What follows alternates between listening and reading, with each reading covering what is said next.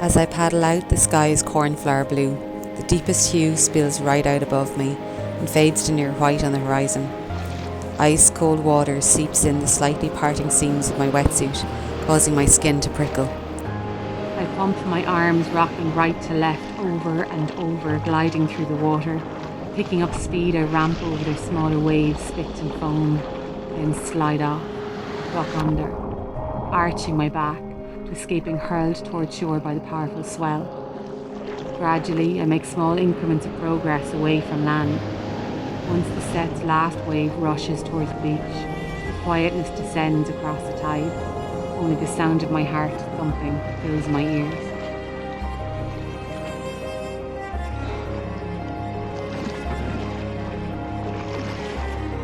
Straddling my board, I sprint slightly and scan for lines, ripples, puckers on a glassy surface, shimmering with sharp winter sunlight. My brain's incessant chatter offers the same level of chaos as a multi-level nightclub at 2 a.m. So I breathe deeply and try and tune out the ruckus and into the energy of the ocean.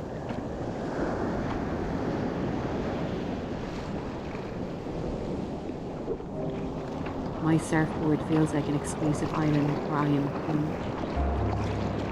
There are no demands, and the only decision is whether to paddle or simply sit and enjoy the rise and roll through.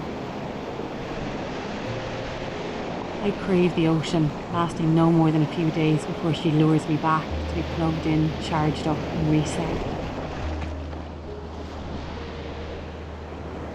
Above me, clouds drift by, wispy as teased out cottonwood, and colours like an ever-changing cinematic filter transform the mountains across the bay. At sea, no one can get to me, nothing's asked of me, and I can tune into that instinctive virality I've tamped down for far too long. The sea is my escape, all my problems are on land. Here must-dos are replaced with want-to-dos, responsibility with alluring risk, ungroundedness with coming home. I long to be untamed, to lay down this hefted burden of responsibility I've become attached to, and instead to choose freedom and carelessness. I am parched for the want of them. There is an innate wildness within me, howling to be heeded.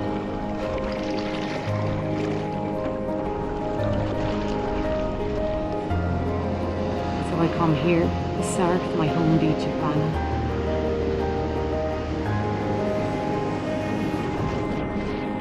I'm paddling this chapter of my life alone, so I come here to soften solitude, to ease the loneliness that often hovers in the shadows of my life. As a single woman in my 40s, I sometimes feel adrift. Everyone around me appears happily married and whirlwind busy, raising children, working 9-to-5 jobs. I don't fit in. Alone, self-employed, my dogs as companions. Yet I'm drawn to tribe. There is a camaraderie in paddling out shoulder to shoulder with others, the chats in the car park, the joyous whooping and hollering on a party wave, the steaming flasks of shared hot chocolate and sticky cinnamon buns. I am a little socially wayward, but side by side, bobbing on the tide, I feel less awkward. As the sea softens the silences I always seem so desperate to fill. Want to go for a surf? Is an invitation in, when "will you be my friend" feels so much harder to say as we get older. As well as solace in the sea, I meet self-doubt. It's mirrored back to me in the size of the waves, their power, my own perceived inadequacies and judgments about why I'm not good enough. I live in my head, constantly criticising. But when a thundering wave threatens to crash over me, my heart pounds, stomach clenches, and my mind clears. It's all I can do to remember to breathe and soothingly repeat, it's okay, I'm safe.